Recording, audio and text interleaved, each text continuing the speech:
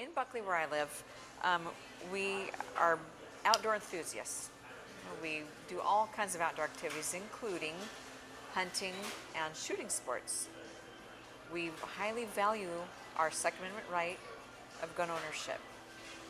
I'm sure if I lived in Seattle, I wouldn't probably hear as high a sentiment or high regard for Second Amendment rights.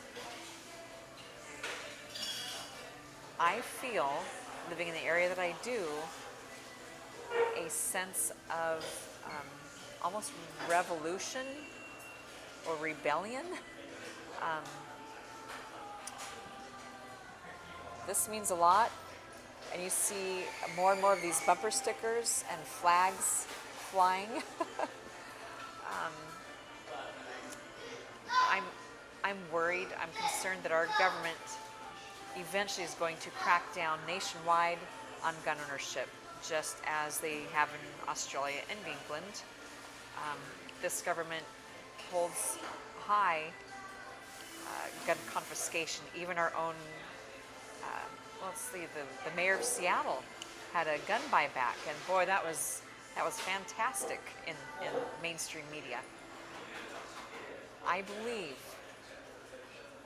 and I'm fearful for American citizens, because I think it eventually could come down to the government and the military against American citizens, and it terrifies me. What would you say to those people that say, but the even veterans or military personnel, they won't do that, they know we're citizens?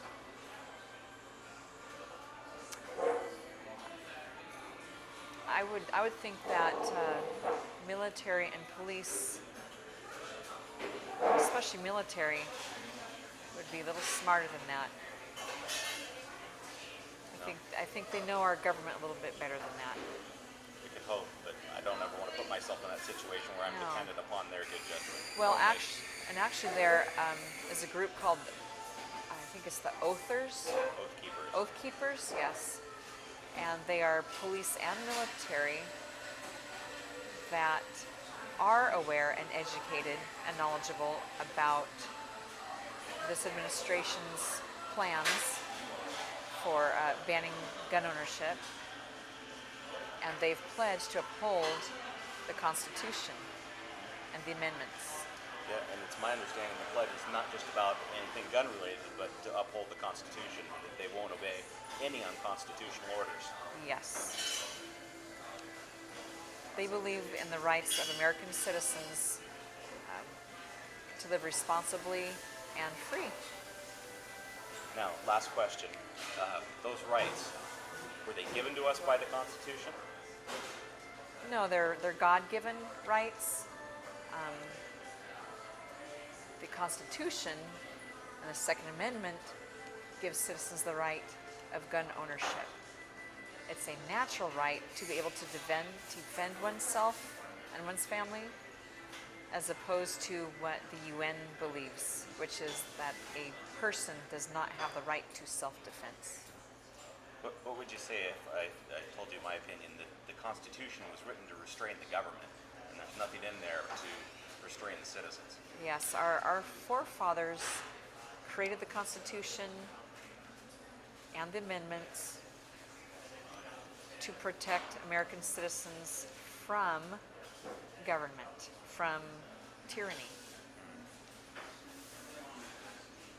What's your definition of tyranny? When a government becomes too powerful and takes rights away, natural rights away from its citizens. But it's okay, the Supreme Court said they could, right? The Supreme Court said they could. Searches without warrants, infringements on firearms. I mean, that's basically the government saying, the government, it's okay to do this, right? Well, you know, in Washington State, there was an initiative that was voted down that would allow a county sheriff to enter your home and search for guns. And that initiative was voted down. And why do you think that was voted down? Well, I think enough Washingtonians are paying attention to what's happening, not just in Washington, but nationwide and worldwide, because everybody knows, if you are a student of history at all, that an armed citizenry can protect itself from a tyrannical government, and an unarmed citizenry, well, you're like a sitting duck.